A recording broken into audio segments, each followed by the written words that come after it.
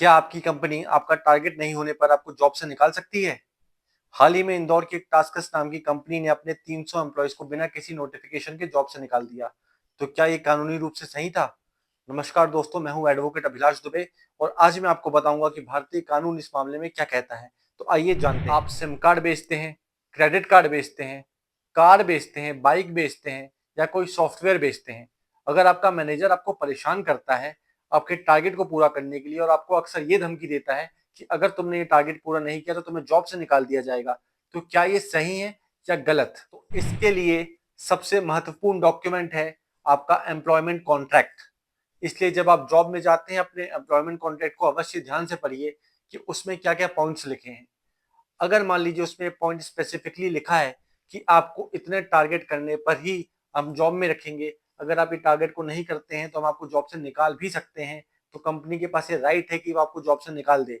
परंतु इसका भी एक एक्सेप्शन है जो वीडियो के एंड में मैं आपको बताऊंगा। कंपनी के पास मुख्यतः 3 कारण होते हैं आपको जॉब से निकालने के लिए।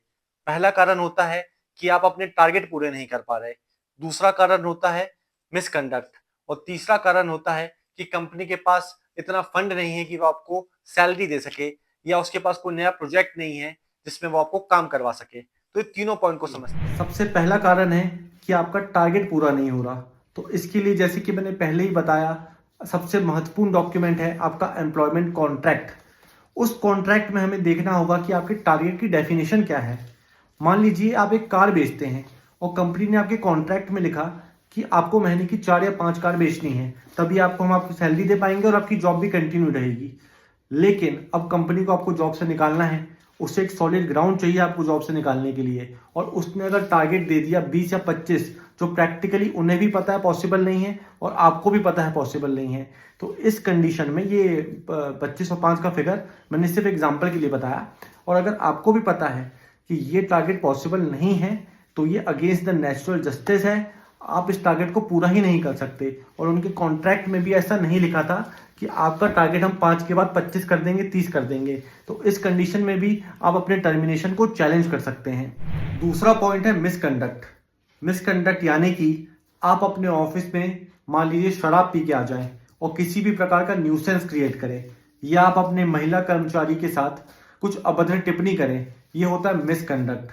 इस कंडीशन में कंपनी के पास पूरा पूरा राइट है कि आपको इमीडिएट इफेक्ट से टर्मिनेट कर सकती है। अगर कंपनी के पास प्रॉपर एविडेंस है तो आपको अपॉर्चुनिटी ऑफ हियरिंग देने की भी कंपनी को कोई जरूरत नहीं है, वो आपको सीधा टर्मिनेट कर सकती है। तीसरा पॉइंट है कि मान लीजिए कंपनी के पास फंड ही नहीं है आपको सैलरी देने के लिए, या कंपनी के पास कोई प्रोजेक्ट नहीं है जिसमें वो आपको काम में लगा सके, तो इस ग्राउंड में भी कंपनी आपको निकाल सकती है, परंतु उसको कुछ प्रोसीजर फॉलो करना होगा।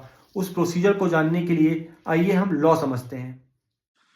अगर कोई कंपनी आपको बिना किसी वैलिड कारण के या बिना कानूनी तरीके से नौकरी से निकालती है, तो ये पूरी तरीके से इल्लीगल है और इंडस्ट्रियल डिस्प्यूट्स एक्ट 1947 के विरोध में आता है।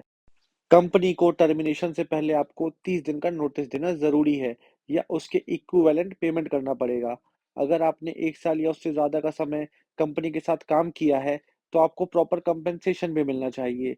अगर ये कानून का पालन नहीं किया जाता, तो आप अपने हक के लिए कानूनी कार्रवाई कर सकते हैं, जहां कंपनी को अपने फैसले का जवाब देना होगा। जैसा कि मैंने आपको वीडियो की स्टार्टिंग में बताया था कि कंपनी आपका टारगेट पूरा नहीं होने पर आपको जॉब से तो निकाल सकती है, परंतु इसके कुछ एक्सेप्शन हैं। तो आइए समझते हैं।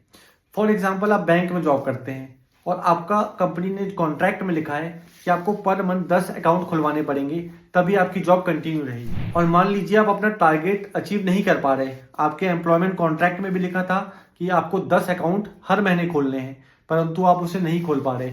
अब कंपनी के पास राइट तो है आपको जॉब से निकालने का, लेकिन एज पर लॉ कंपनी को आपको एक अपॉर्चुनिटी ऑफ हियरिंग देनी पड़ेगी, एक रिटर्न नोटिस जारी करना होगा और आपके पास उस नोटिस का जवाब देने का राइट होगा।